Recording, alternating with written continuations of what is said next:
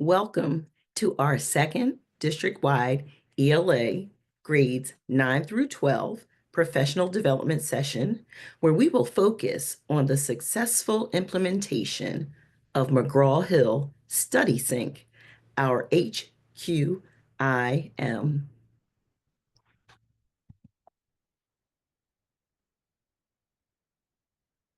Before we get started, we'd like to highlight that this year we are excited to have our general education and special education teachers participating in this professional development session side by side. The Office of Diverse Learners, along with the curriculum and instruction team, believe that all students deserve access to rigorous grade level content. Many of you have already begun a new journey this year of providing more Tier 1 instruction to our diverse learners, and particularly our students with disabilities. Please take these opportunities to collaborate amongst general education and special education teachers, and remember that we are all here in service of greater access to strong grade level instruction for our students. Today, we'd like to introduce to you the new ELA resources that have been designed to support your implementation of the curriculum. In this video, we'll walk you through key tools that are available to enhance your instruction, ensuring that you feel confident in using them to meet your classroom needs. Additionally, we'll review the Instructional Support Guidance Document, also known as the ISG, for Phase 2, which provides a roadmap for successfully transitioning to the next stage of curriculum implementation.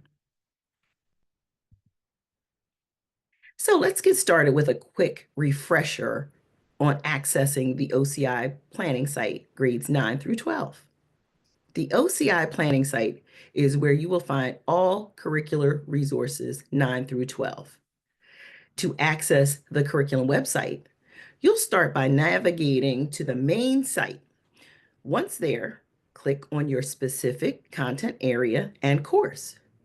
This will bring up the unit selections for your course. From here, you can access the ELA roadmap, which provides a detailed scope and sequence for the school year. The ELA roadmap will be the go-to document for accessing the scope and sequence of the year, as well as the discrete pacing documents. It is also important to note StudySync units are not used in numerical order, and not all units are included. So it's extremely important to refer to the map to determine which StudySync unit is being used that quarter. The pacing documents go into more detail. Each unit has its own pacing guide. To access the pacing guides, click on the hyperlink for the specific unit indicated by the red arrow. At the top of each pacing guide, you will find the following information: the quarter and course name, the name of the text, a hyperlink to the additional instructional resources page, which we will share more information about later. The standards tracker, which is the same system we have been using to track overall standards usage, and a blank calendar for the quarter in question, so you can fill in your own pacing as needed. If you scroll down, you will see a calendar for the whole quarter with the instructional days mapped out. Each instructional day is bookmarked to the lesson content found further down on the document. It is important to remember that our instructional days may not align perfectly with your school, schedule, or instructional days, as schools can be quite complex. This is where the blank calendar can be useful.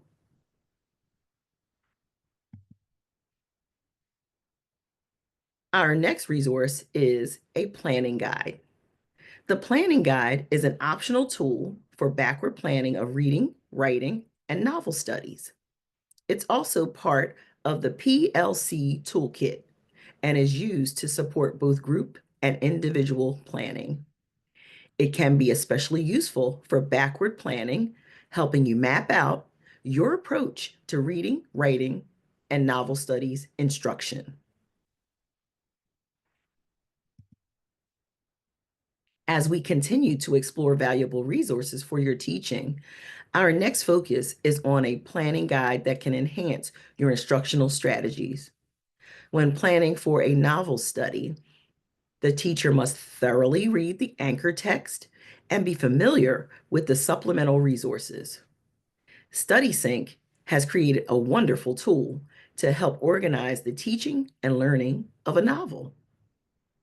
The Novel Study Implementation Guide was designed to help both teachers and students engage deeply with a novel through structured reading, analysis, and discussion, and is a roadmap for exploring key elements of the text. Now that we've discussed the resources available for planning and executing novel studies, let's shift our focus to the Implementation Support Guidance Document, also known as the ISG. The ISG is an important tool used for collecting data and coaching during our implementation process. This tool enables us to reflect on our practices, assess the fidelity of implementation, and foster meaningful discussions around our teaching strategies. As we review the indicators, we'll gain insights into how well we are supporting our students' learning experiences and how we can continue to grow as educators in this process. Thank you for joining us today for the StudySync Screencast, Navigating School District of Philadelphia and StudySync Key Resources. We hope that the tools and insights shared will empower you to enhance your instructional practices and impact your students positively. As you continue your professional development session today, we encourage you to collaborate and share ideas. If you have any questions, feel free to contact the ELA team at ela@philasd.org. Have a productive and inspiring professional development experience.